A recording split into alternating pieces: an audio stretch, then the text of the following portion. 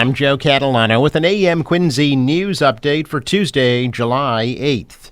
Quincy residents who are suing the city trying to stop the installation of two statues on the new public safety complex are now asking a judge to impose an injunction to stop the statues from being installed until the court case is resolved. The city is expected to file a motion to oppose that injunction, and a hearing on the injunction request will be held later this month.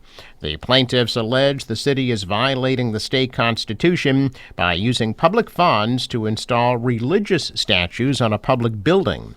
Mayor Thomas Koch says the statues of St. Michael and St. Florian are the patron saints of police officers and firefighters, and he does not view them as religious symbols. The 10-foot-tall bronze statues cost $850,000 and are scheduled to be installed at the front entrance to the new building later this year.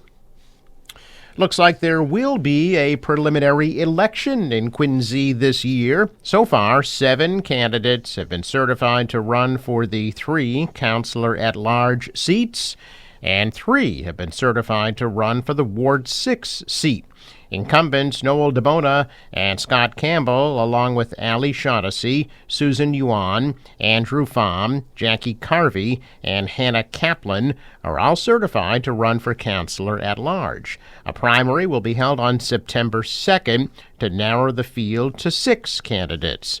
And for Ward 6, incumbent William Harris will face challenges from Deborah Riley and James Coffey. A preliminary will narrow the field to 2 candidates. Candidates still have until July 15th to return their nomination papers to City Hall for certification, so there may be more races in that primary. A state police sergeant involved in the investigation of Karen Reed has been reassigned from his position at the Norfolk County District Attorney's Office.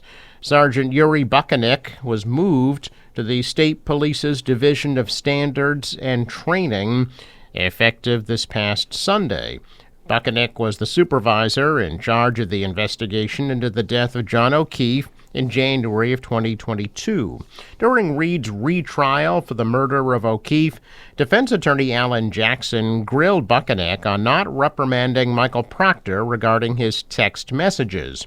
Proctor had admitted to sending crude and disparaging texts to his friends in a group chat regarding Reed and her case. Buckanek's reassignment comes weeks after Reed was acquitted of the most serious charges for the death of O'Keefe. Buckanek testified in both of Reed's trials and was disciplined last fall for failing to reprimand Proctor. State police say Buckanek will perform a variety of administrative functions in support of the division's daily operations in his new role. State police are currently accepting applications for Buckanek's vacant position.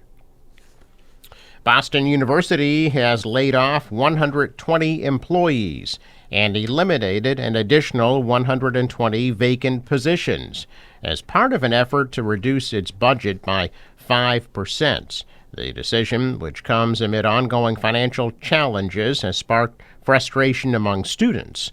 According to Don Seifert with the Boston Business Journal, the university's decision reflects broader national pressures facing higher education. Boston University has acknowledged the scope of the layoffs, but many questions remain. School officials confirmed the layoffs, but did not break down which departments would be impacted. In a statement, Boston University President Melissa Gilliam called the layoffs a day of loss and acknowledged the emotional and institutional toll of the decision.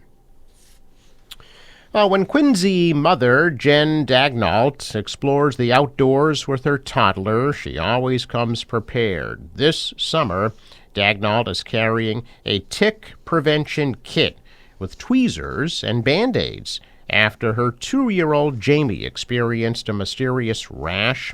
Data from the Centers for Disease Control suggests her frustrations are not unfounded. Emergency room visits for tick bites in the Northeast are at their highest levels in at least 5 years. As of this past June, the CDC recorded 229 tick bites per every 100,000 visits to emergency rooms around the Northeast. Last June, the CDC recorded 167 bites per 100,000 visits. The type of tick that typically carries disease in New England is the deer tick, also known as the black-legged tick, which can be as small as a poppy seed. Dr. Thomas Mather, the director of the University of Rhode Island Center for Vector-Borne Diseases, says hot and dry days can kill deer ticks, but with few of those this past spring, more ticks have survived to bite people and increase disease prevalence. Dr. Todd Ellerin, an infectious disease specialist at South Shore Health, says he has seen an uptick in tick bites and tick-borne illnesses. He asks patients to be on the lookout for large rashes that can occur with Lyme disease, even if there's no telltale bullseye. Dr. Mather says there is some good news. As hot, dry days are expected to increase throughout the summer, more deer ticks will die. He believes Massachusetts is already past the peak of tick season. Check of business news this morning. Stocks are down. The Dow dropped 422 points. The Nasdaq lost 188, and the S&P fell 49. Asian shares mostly rose after stocks on Wall Street closed broadly lower as the White House stepped up pressure on major trading partners to make deals before punishing tariffs imposed by the U.S. take effect. Dollar was up, the euro rose, and oil at $67 a barrel. Sports: Red Sox beat the Colorado Rockies 9-3 last night. They'll play at Fenway again tonight at 7:10. The National Weather Service forecast: another heat advisory is in effect today with hazy, hot, humid conditions. A high of 91 degrees. Pretty good chance for some afternoon and evening thunderstorms. For tonight, some patchy fog, a low of 72. Tomorrow, mainly cloudy, cooler, high of 77. For Thursday, some showers around at a high of 75, and some showers Friday morning, a high 77. The marine forecast calls for 1-foot waves, southwest winds 5 to 10 knots, become southeast later today, and a high tide 10:38 a.m. Sunrise 5:15, sets at 8:22. I'm Joe Catalano with an AM Quincy news update for Tuesday, July 8th.